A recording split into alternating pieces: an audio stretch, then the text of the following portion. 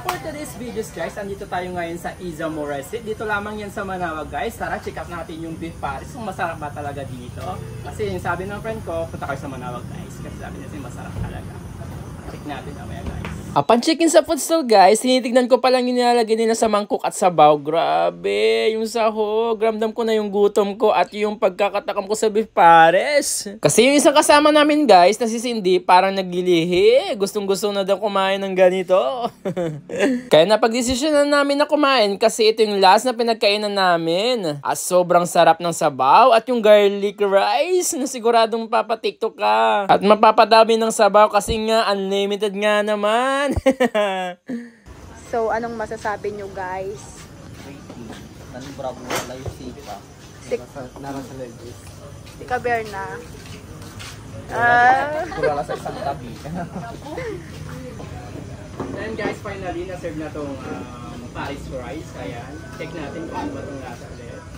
Kasi na-miss namin nung last na kumain kami dito guys. Ayun guys, kumusta yung lasa yung Paris nila dito sa Manawag? Uy. Masarap po siya guys. Sarap. Malalo na pag nilagyan mo ng chili oil, garlic. Tapos may ganito siya. May sila, may interpret ko ay Cabbage. cabbage. Kasi guys, nakatikim ng may ganito. Kasi diba normal, di ba nga po? Wala. Last na punta namin dito guys, wala pang repolyo. Guys, unlimited po sila dito. At saka unlimited pa yung sabaw nila guys. Ayun guys, ang sarap ng pinagbago. Diyan po sila. Ngayon paparami ako dito ng rice at sabaw.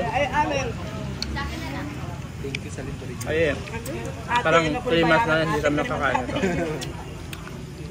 Yan masarap yan. Check nyo dito. Try nyo dito. Ito lamang yan sa Izamoray Street. Ayan, sa Coastal Road. Manawag Pangasinan. Sarap. Basta naman panlasa mo. Unlimited ba lang lasa Paris? Paris na Paris. Dapat may kaparis kang kakain dito.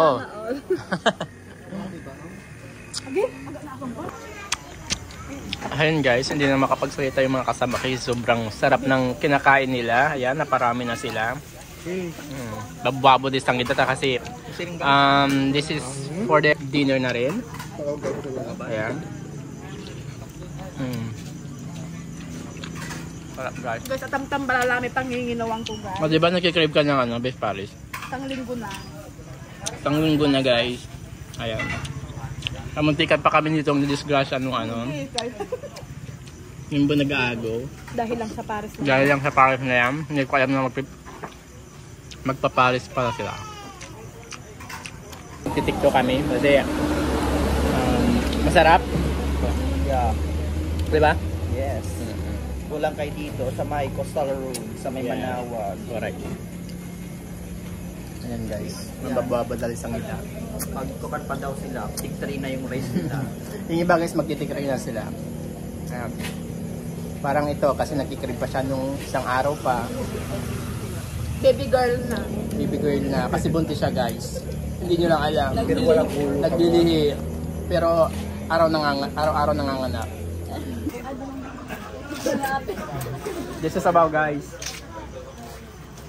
Thank you Lord. Rice boss. Sa pila-pila sa feeding. So guys, bago pumunta dito, siyempre naubos mo na, kailangan mo ng pumila for the feeding program. Kailangan ko yung ko ng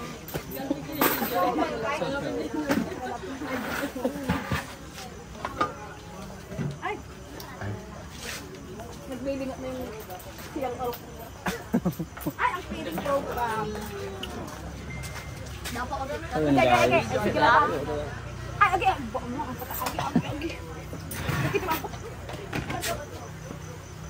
Okay.